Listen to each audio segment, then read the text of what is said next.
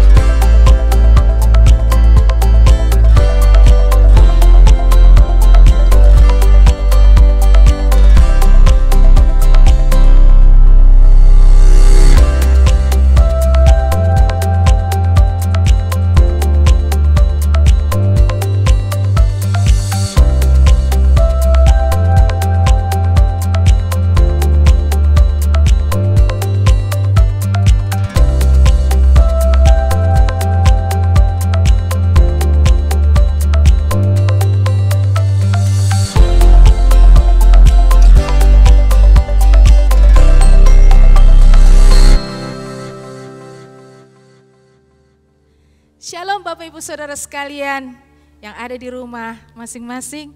Kita percaya Tuhan ada di tengah-tengah kita. Mari kita bersuka di dalam Tuhan dan bergembira di dalam Dia. Haleluya, dengan hati yang penuh ucapan syukur karena kebaikannya, kasih dan anugerahnya yang Ia limpahkan kepada kita semua. Mari kita memuji Tuhan. Sebelumnya mari kita berdoa bersama-sama. Haleluya. Terpujilah Engkau ya Tuhan, Bapa di dalam surga, Tuhan Yesus Kristus dan Roh Kudus yang Maha Besar, yang kami sembah. Haleluya, Engkau layak ditinggikan, Engkau layak dipuji ya Tuhan. Pada hari ini, pada waktu ini ya Tuhan, kami memberikan kepadamu ya Tuhan, sepenuhnya Tuhan, untuk Engkau bekerja di tengah-tengah kami. Roh Kudus-Mu menjamah setiap hati ya Tuhan, yang mengikuti ibadah pada pagi hari ini. Di dalam nama Tuhan Yesus, kami mau menikmati hadirat-Mu, kami mau bergirang di dalam-Mu ya Tuhan. Di dalam nama Yesus kami berdoa dan mengucap syukur. Haleluya. Amin. Amin.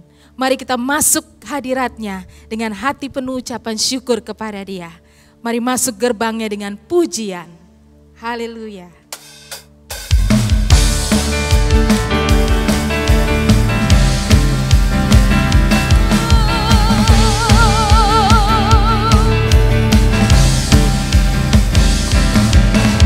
Masuk hadirat-Nya dengan hati bersyukur, masuk gerbangnya dengan pujian. Bermazmurlah bagi Dia, nyanyikan nyanyian baru, bersuka cita sekarang menyembah Dia. Mari masuk hadirat-Nya dengan hati bersyukur, masuk gerbangnya dengan pujian. Bermazmurlah bagi Dia, nyanyikan nyanyian baru, bersuka cita sekarang tinggikan Dia.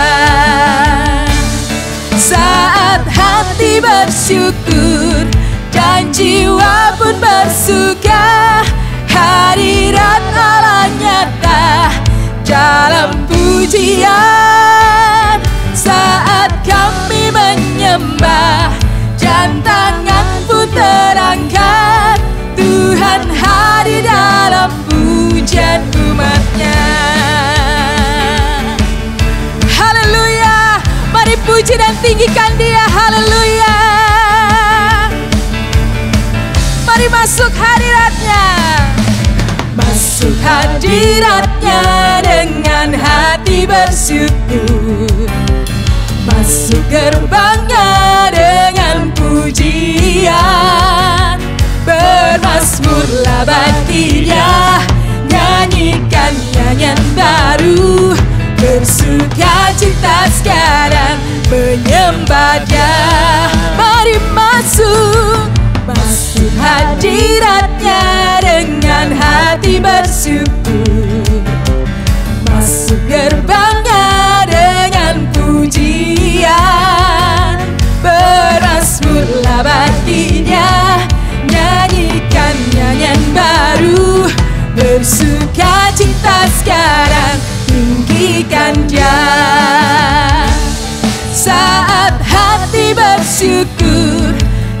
jiwa pun bersuka. Hadirat Allah nyata dalam pujian. Saat kami menyembah dan tangan pun terangkat, Tuhan hadir dalam pujian umatnya. Saat hati bersyukur, saat hati bersyukur, dan jiwa pun bersuka. Hadirat Allah nyata dalam pujian.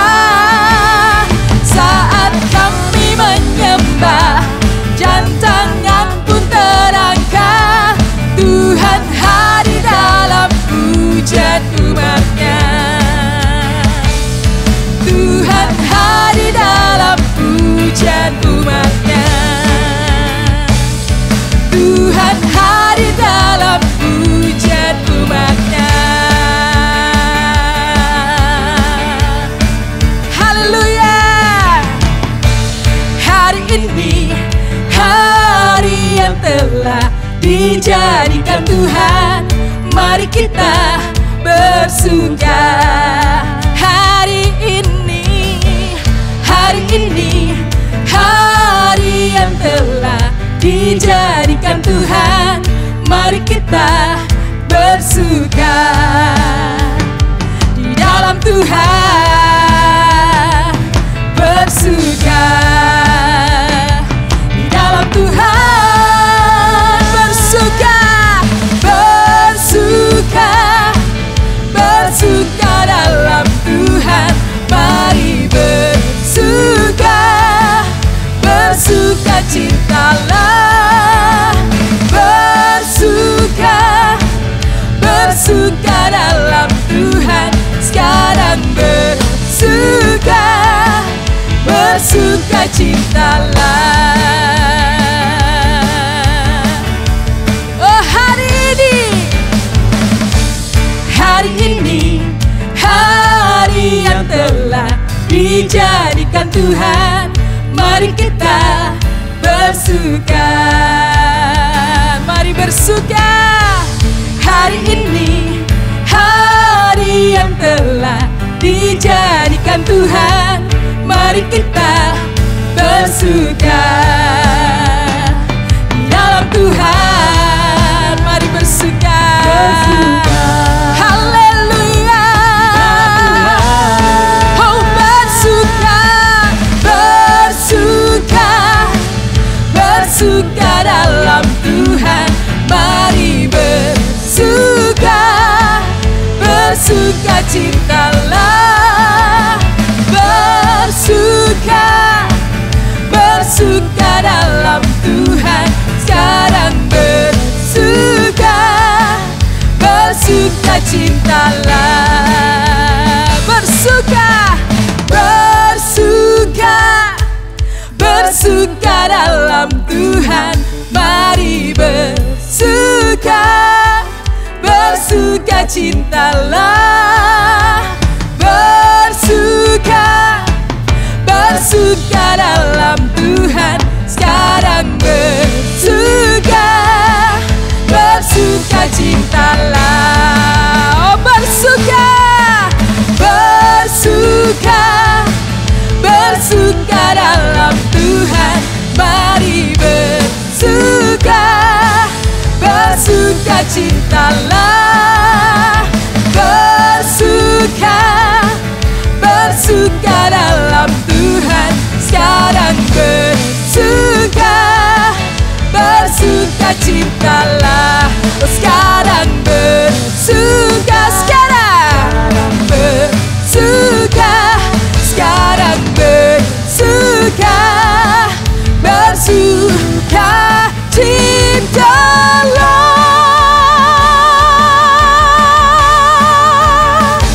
Haleluya, haleluya. Bersuka citalah di dalam Tuhan. Haleluya. Amin, amin, amin. Karena Dia ada di tengah-tengah kita. Dia hendak memberkati kita semua. Dia hendak melawat kita semua. Haleluya. Rasakan kehadirannya di dalam keluarga Anda, di dalam pribadi Anda. Haleluya. Haleluya. Terima kasih ya Tuhan. Terima kasih Tuhan Yesus. Sungguh kami menikmati kehadiran-Mu ya Tuhan. Haleluya Yesus. Terpujilah Engkau. Tuhan hadir di bait kudus-Nya saat umat mencari wajah-Nya, berseru, berdoa, bersujud menyembah dan menikmati kehadiran-Nya. Tuhan mau dekat dengan umat-Nya yang datang dengan segenap hatinya, berseru, berdoa, bersujud menyembah dan menikmati kehadiran-Nya. Hadirat-Mu memenuhiku,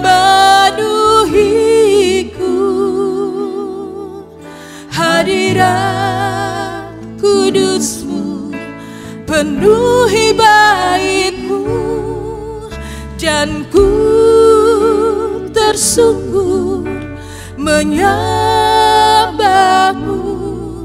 Yang ku nampak hanya kemuliaan-Mu. Tuhan mau dekat dengan umat-Nya. Tuhan mau dekat dengan umat-Nya yang datang dengan segenap hatinya, berseru, berdoa, bersujud menyembah dan menikmati kehadiran-Nya. Hadirat-Mu memenuhiku, hadirat kudus-Mu penuhi bait-Mu, dan ku tersungkur menyembah-Mu. Yang ku nampak hanya kemuliaan-Mu. Hadirat-Mu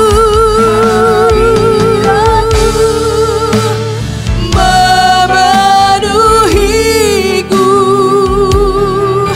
hadirat kudus-Mu penuhi bait-Mu, dan ku tersungkur menyembah-Mu. Yang ku nampak hanya kemuliaan-Mu. Hadirat-Mu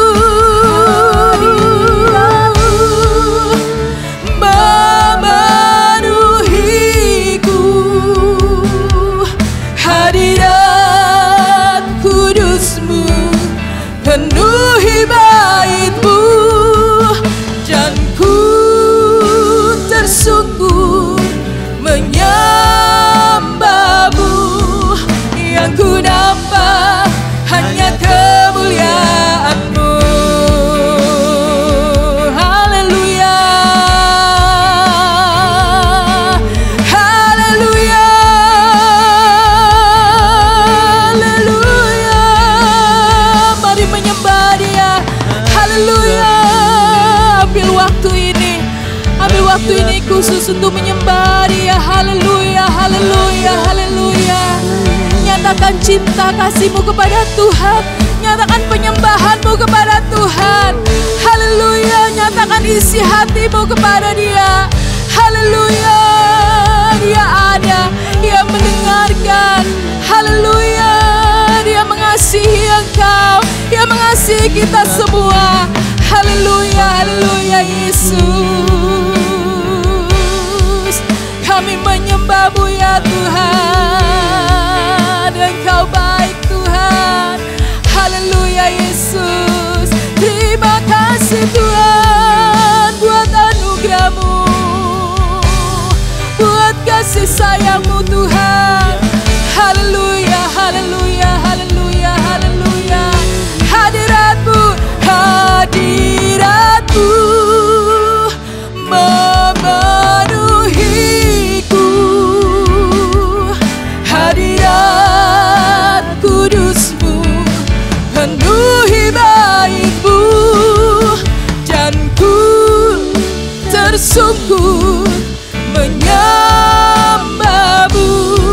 Yang ku nampak hanya kemuliaan-Mu, yang ku nampak hanya kemuliaan-Mu, yang ku nampak hanya kemuliaan-Mu.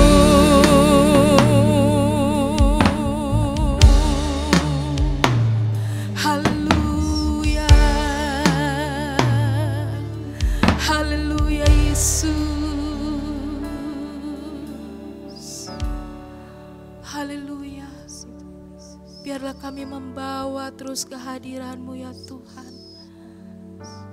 Kami membawa hadirat-Mu kemanapun kami pergi ya Tuhan. Dimanapun kami berada ya Tuhan. Hadirat-Mu ada bersama-sama kami. Ada di dalam keluarga kami ya Tuhan. Terima kasih Tuhan Yesus, terima kasih. Berkatilah pemberitaan firman-Mu pada pagi hari ini ya Tuhan. Urapilah hamba-Mu ya Tuhan. Dan hamba juga berdoa bagi setiap orang yang menontonnya ya Tuhan. Melihat siaran ini Tuhan, diberkati ya Tuhan. Terpujilah nama-Mu ya Tuhan. Di dalam nama Tuhan Yesus Kristus, kami sudah berdoa dan mengucap syukur. Haleluya. Amin.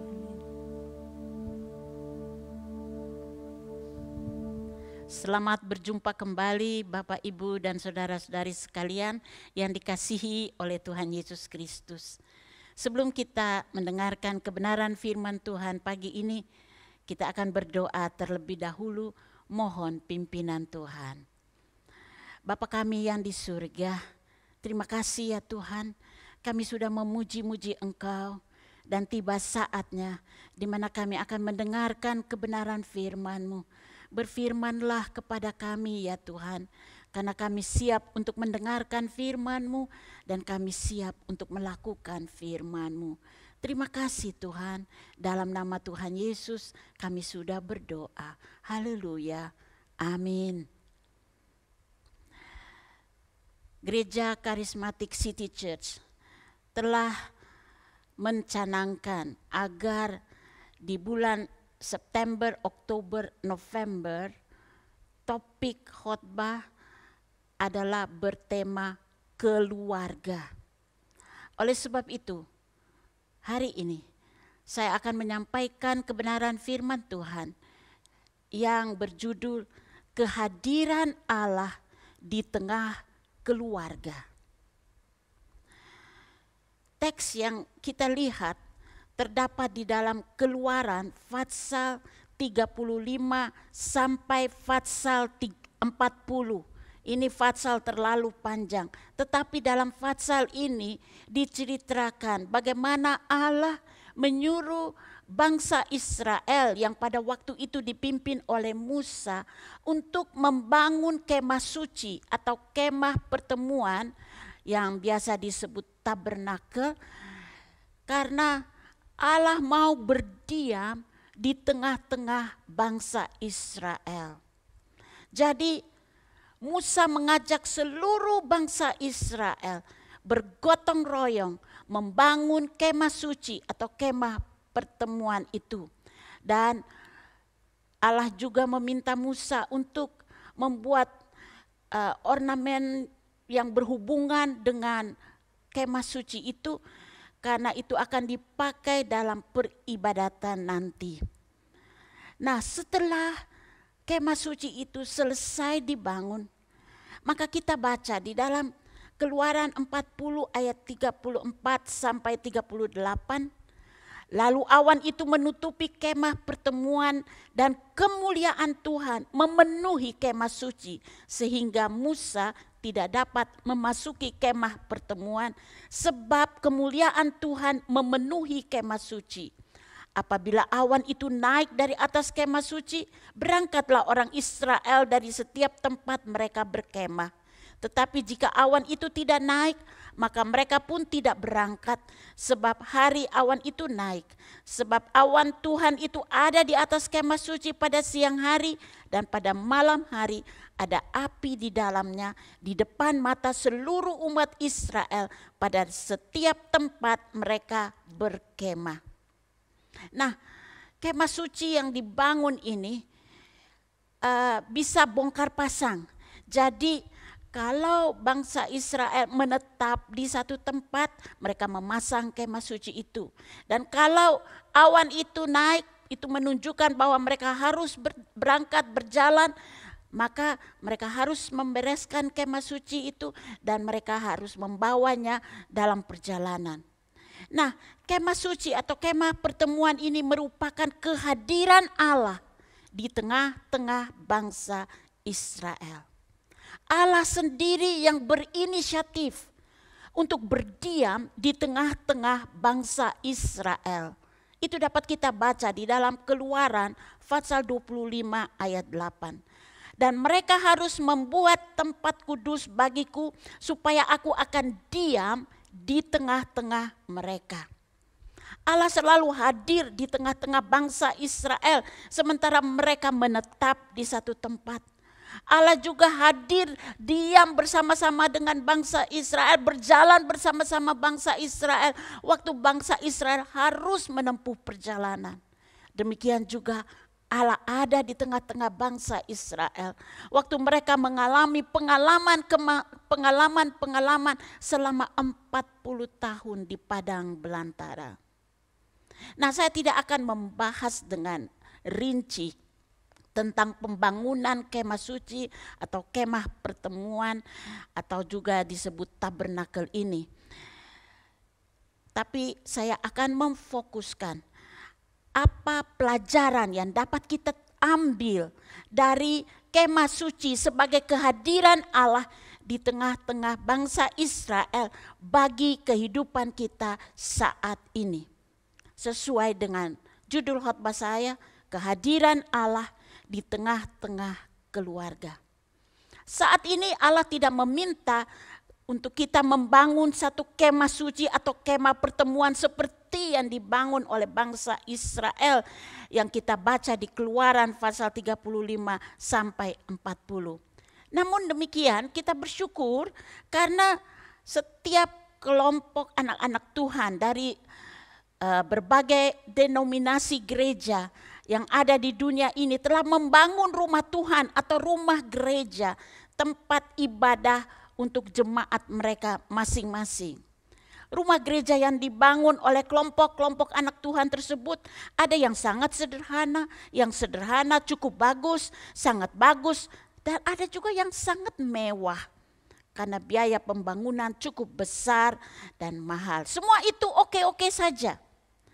Nah, waktu anak-anak Tuhan beribadah di gedung gereja, mereka bisa merasakan Tuhan hadir di tengah-tengah umatnya yang beribadah kepadanya. Ada rasa keakraban pada waktu anak-anak Tuhan bertemu untuk beribadah di rumah Tuhan. Ada rasa persekutuan yang indah di antara anak-anak Tuhan yang beribadah di gereja.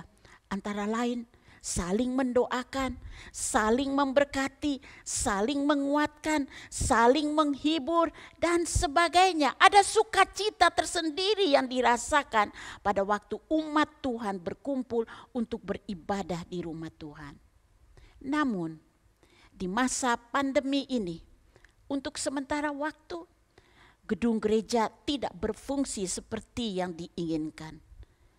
Tidak lagi terdengar puji-pujian yang dinaikkan dari umat Tuhan yang beribadah di gereja. Pintu-pintu gereja tertutup rapat. Kalaupun gedung gereja mendapat izin Untuk digunakan, maka jemaat yang hadir harus melalui protokol kesehatan yang ketat dan tidak semua usia diizinkan untuk ikut beribadah di gereja. Amat menyedihkan sekali. Jemaat Tuhan rindu, kangen, bertanya-tanya kapan mereka bisa beribadah bersama-sama di gereja dan merasakan kehadiran Tuhan. Saat ini kita diminta untuk kerja di rumah, belajar di rumah, dan beribadah di rumah. Rumah menjadi pusat aktivitas dan kegiatan seluruh anggota keluarga.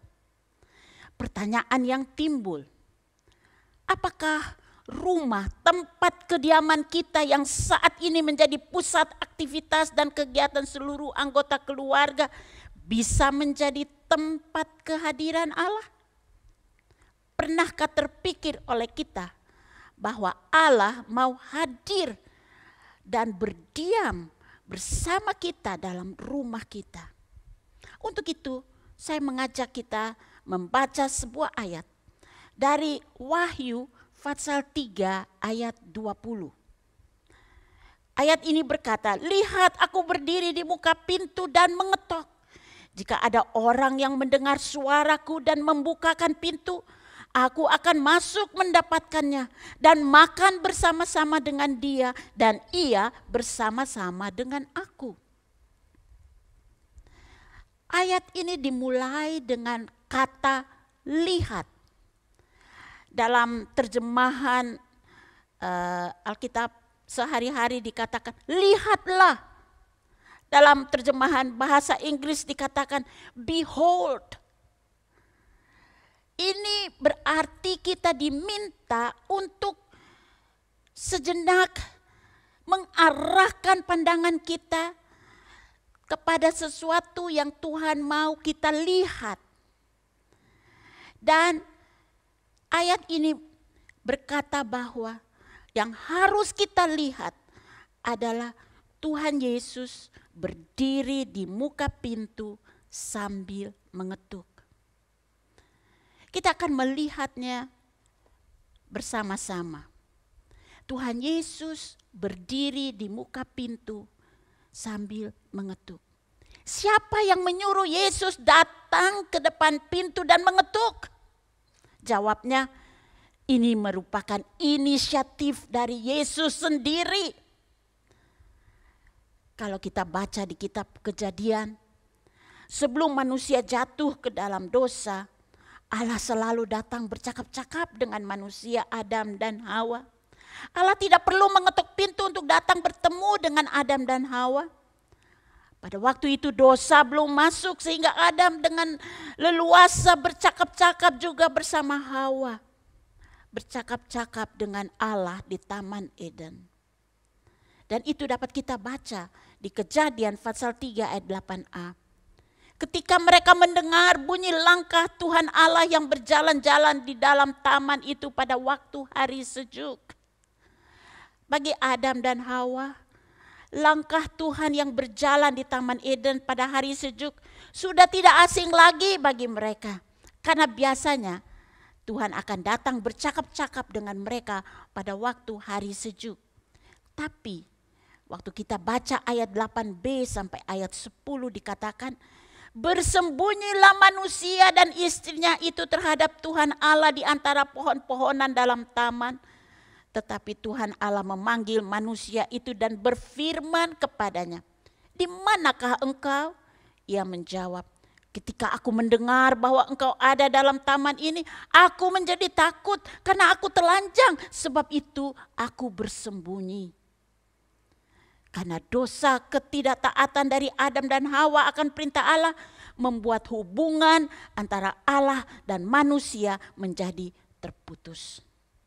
Namun sekali lagi Allah selalu berinisiatif untuk datang bertemu dengan manusia. Dan di ayat Wahyu 3 ayat 20 ini kita melihat dengan jelas Yesus sendiri berdiri di muka pintu dan mengetuk. Siapakah Yesus yang sedang berdiri mengetuk pintu? Dia bukan manusia biasa. Dia juga bukan sekedar nabi. Dialah anak Allah sendiri, Yesus Kristus yang telah turun ke dunia dalam wujud manusia untuk menjadi juru selamat umat manusia. Berapa lama Yesus berdiri di depan pintu dan mengetuk? Sampai si empunya pintu membukakan pintu dan mempersilahkan Yesus masuk. Selama pintu itu masih tertutup, Yesus dengan sabar dan penuh kasih terus-menerus mengetuk pintu itu. Yesus berdiri di muka pintu. Pintu siapa yang Yesus ketuk? Pintu bisa berbicara mengenai pintu hati manusia. Karena Yesus mau masuk berdiam dalam hati manusia. Pintu juga bisa berbicara, pintu rumah di mana kita tinggal, keluarga kita tinggal. Karena Yesus mau masuk dan bersekutu dengan setiap anggota keluarga. Pintu juga bisa berbicara tentang pintu usaha atau pekerjaan, kantor di mana kita bekerja. Yesus mau masuk untuk berdiam bersama-sama. Dengan demikian, yang berhak membuka pintu adalah kita sendiri. Yesus berdiri di muka pintu dan mengetuk. Mengetuk pintu rumah seseorang merupakan tradisi yang sudah mendunia. Apabila kita mau bertamu dan berkunjung dan minta izin masuk, kita harus mengetuk pintu rumah tersebut. Dalam hal ini, Yesus tidak pernah memaksakan kehendaknya. Yesus selalu menunggu sampai manusia membuka pintu dan mengundang dia masuk untuk bersekutu dengan mereka. Pertanyaan berikutnya, apa maksud dan tujuan Yesus mengetuk pintu rumah kita? Karena saya akan fokus pada keluarga. Ada 3 maksud dan tujuan Yesus mengetuk pintu rumah di mana keluarga kita tinggal. Yang pertama, Yesus mau memberikan keselamatan bagi kita. Yesus ingin menyelamatkan kita dan keluarga kita dari hukuman kekal. Yesus mau menawarkan keselamatan dan kehidupan kekal bagi kita.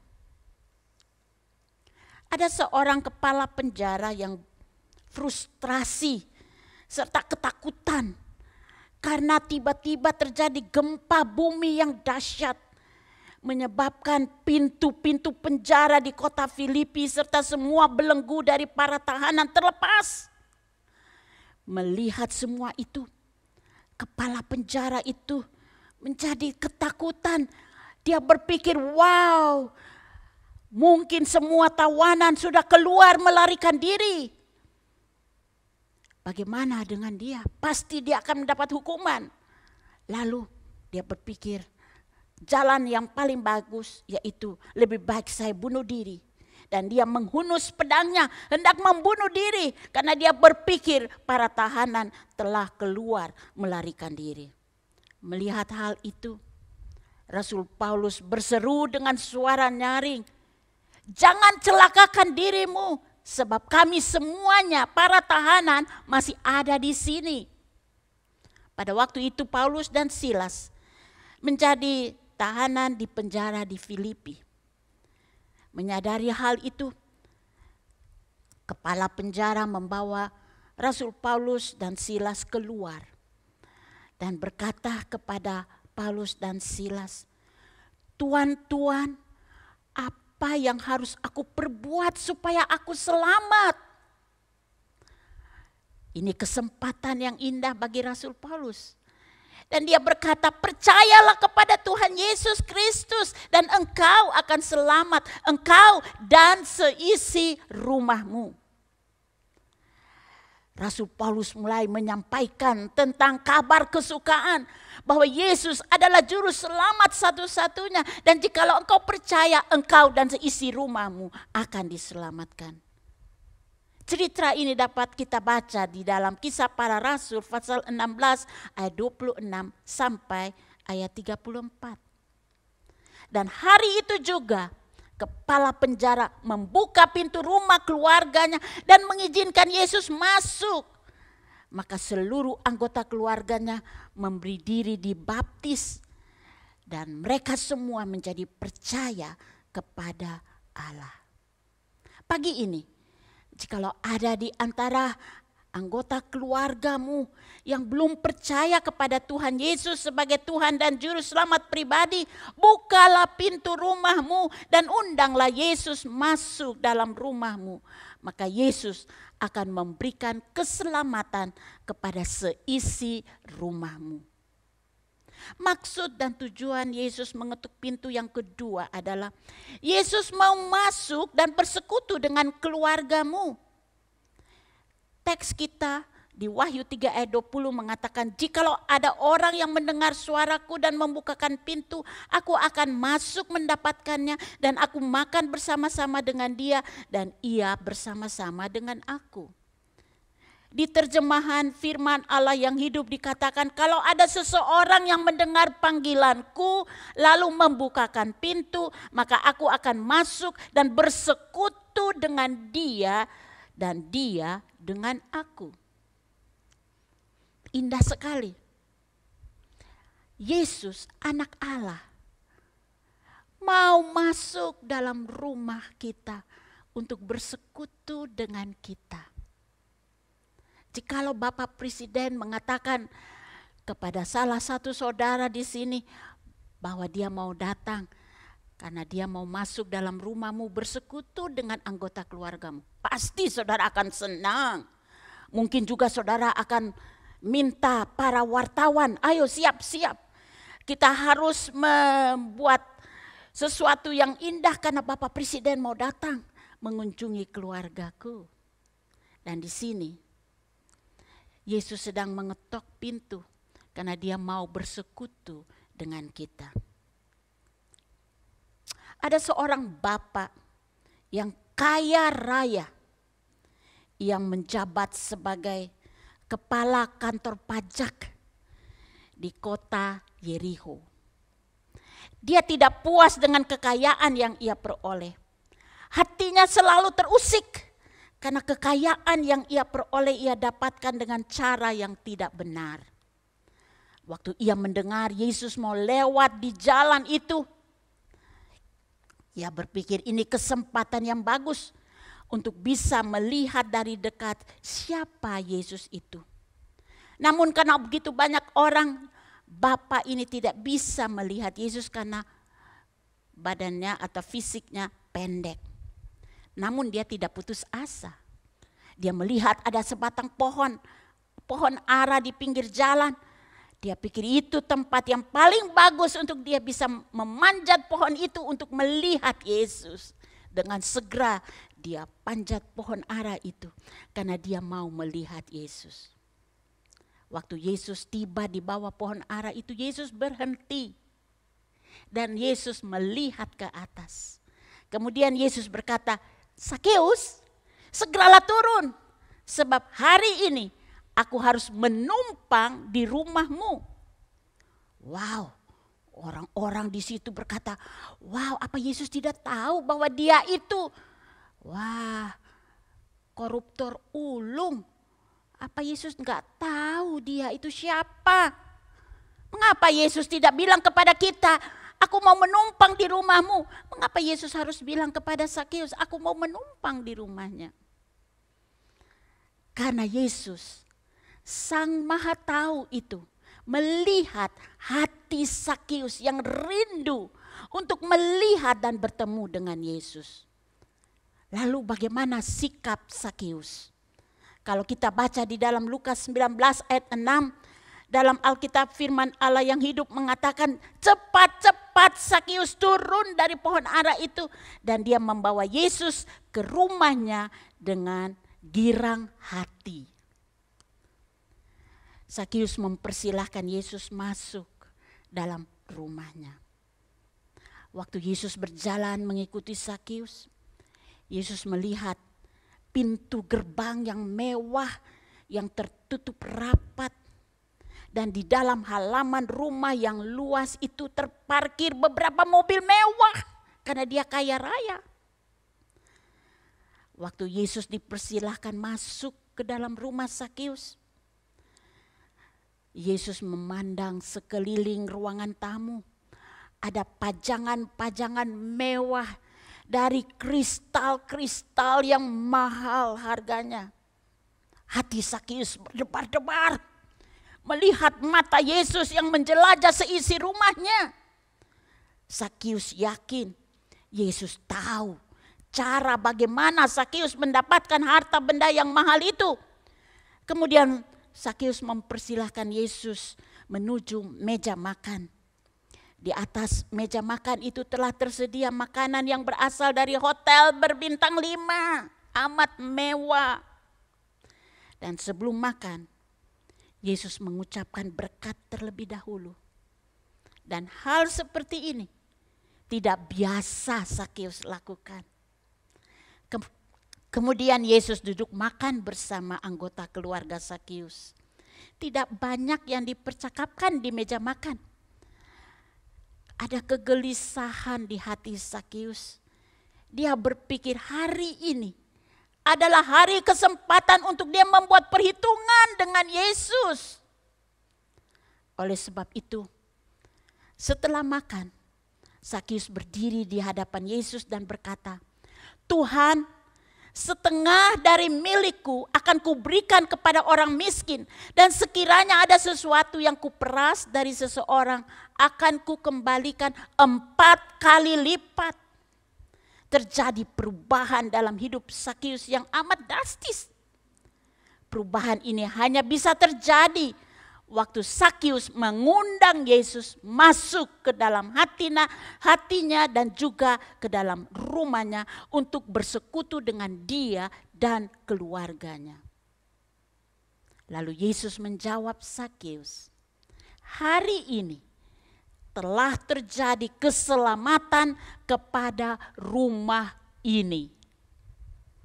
Yang dimaksudkan oleh Yesus bukan rumah bangunan, tetapi orang-orang anggota keluarga Sakeus yang tinggal di rumah itu.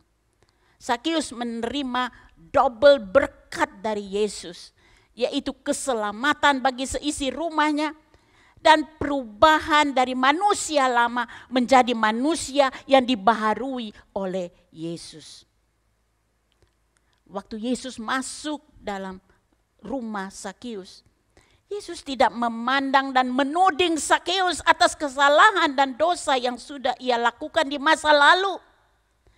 Yesus juga tidak mengungkit dosa yang sudah dilakukan Sakeus. Tapi dengan kasih sayang, Yesus menerima Sakeus apa adanya.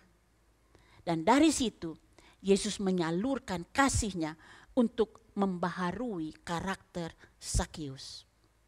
Hari ini Yesus juga mau menumpang di rumah tangga kita.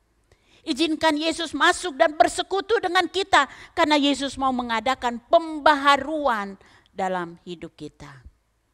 Maksud tujuan yang ketiga, Yesus mengetuk pintu, yaitu Yesus mau masuk dan memberikan damai sejahtera dalam keluarga kita. Setelah Yesus bangkit dari kematian, murid-murid Yesus belum mempercayainya. Hati murid-murid Yesus masih terguncang dengan peristiwa Golgota. Guru yang mereka kasihi telah dihukum mati dengan cara yang amat tidak manusiawi. Mereka berpikir, kalau guru mereka saja bisa diperlakukan seperti itu, bagaimana dengan kita yang sebagian besar hanya nelayan-nelayan biasa. Murid-murid Yesus berkumpul di ruangan yang terkunci rapat. Yesus tahu bahwa murid-muridnya sedang terpukul, mereka sedang merasa trauma, mereka sedang ketakutan. Dan dengan kasih-Nya, Yesus datang berjumpa dengan mereka. Dan saudara tahu, ucapan pertama yang Yesus ucapkan kepada murid-muridnya yang dapat kita baca di Yohanes 20 ayat 19, ayat 21 sampai ayat 26. Ucapan damai sejahtera bagi kamu. Yesus tahu Yang diperlukan oleh murid-murid saat itu adalah damai sejahtera yang berasal dari Yesus sendiri. Akhir-akhir ini dunia sedang dilanda ketakutan akibat pandemik dari COVID-19 termasuk rakyat Indonesia. Kita bertanya-tanya kapan pandemi ini berakhir? Dampaknya begitu luar biasa, nggak pernah terpikirkan. COVID ini membuat kita curiga satu kepada yang lain. Mengapa masing-masing curiga? Jangan-jangan saya menjadi karir atau orang yang saya jumpai adalah karir. Sehingga masing-masing hanya memikirkan kepentingan dan keamanan bagi diri sendiri. Saat ini kita perlu damai sejahtera dari Yesus masuk dan memerintah dalam hati kita dan anggota keluarga kita. Bagaimana sikap saudara?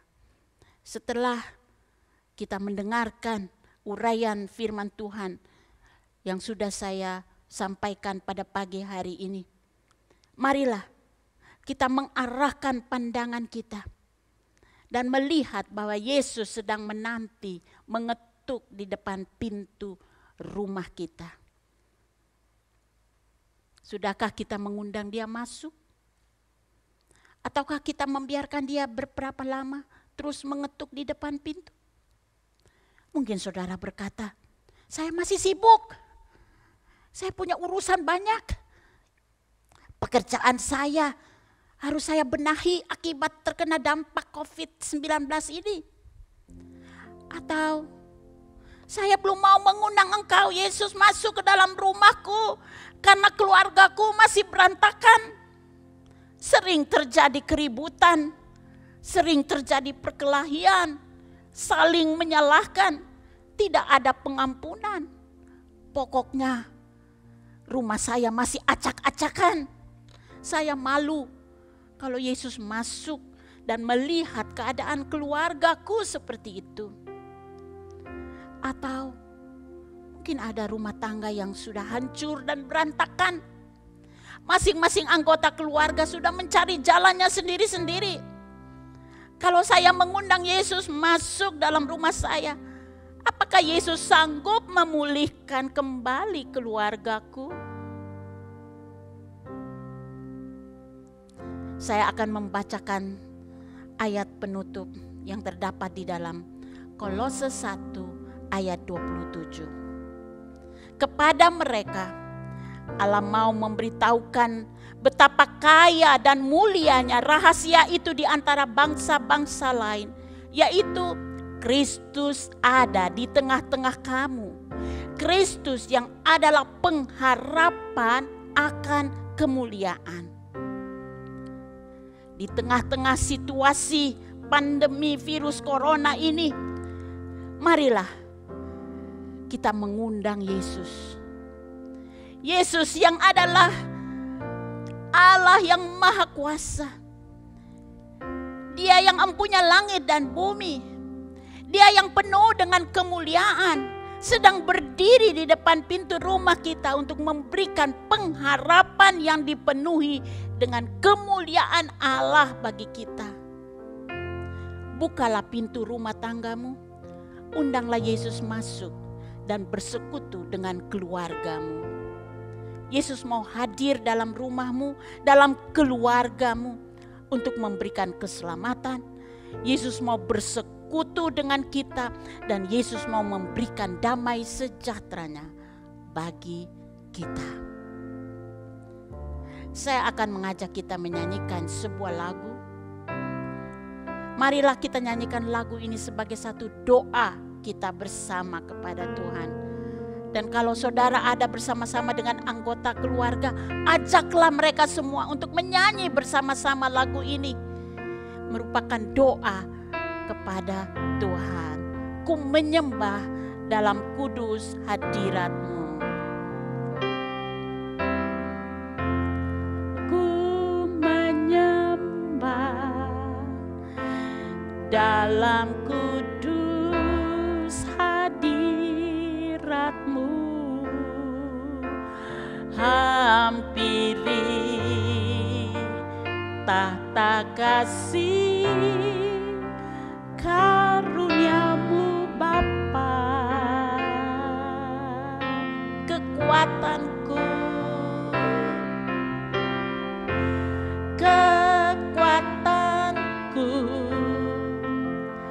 hanya dalam hadirat-Mu, Yesusku. Hanya Kaulah segalanya.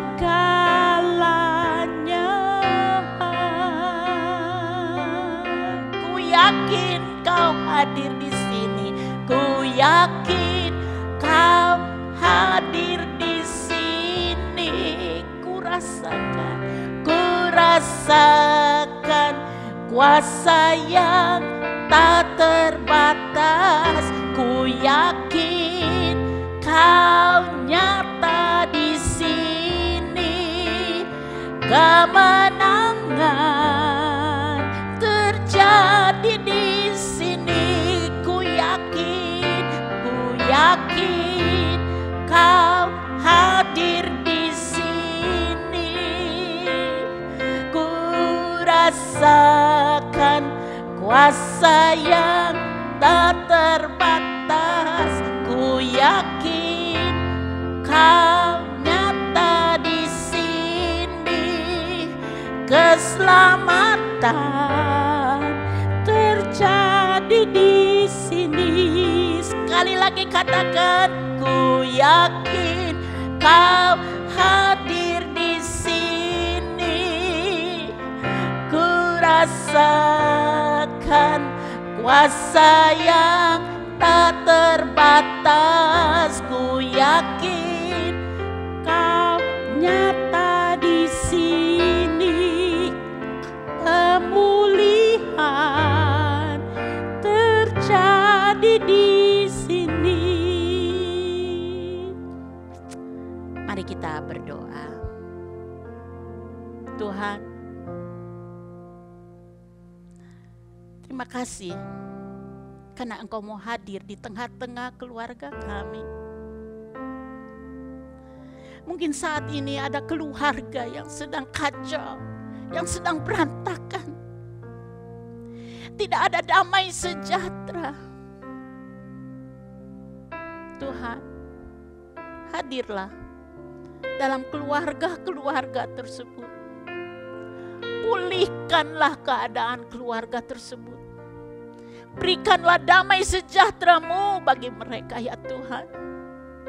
Dan jikalau ada yang sakit, Tuhan, Engkaulah penyembuh yang ilahi itu. Sembuhkanlah mereka yang sakit. Karena Engkau adalah Tuhan yang Maha Kuasa. Firman-Mu tadi menyatakan bahwa Kristus ada di tengah-tengah kamu. Kristus yang adalah pengharapan akan kemuliaan. Tuhan, nyatakan kemuliaan-Mu di tengah-tengah keluarga kami. Kami mau membuka lebar pintu rumah keluarga kami. Kami mau mempersilahkan Engkau masuk, berdiam di tengah-tengah keluarga kami. Dan menyatakan kuasa kemuliaan-Mu di tengah-tengah keluarga kami. Terima kasih Tuhan. Terima kasih. Kami yakin Engkau dengar seruan kami. Terima kasih ya Tuhan. Terima kasih.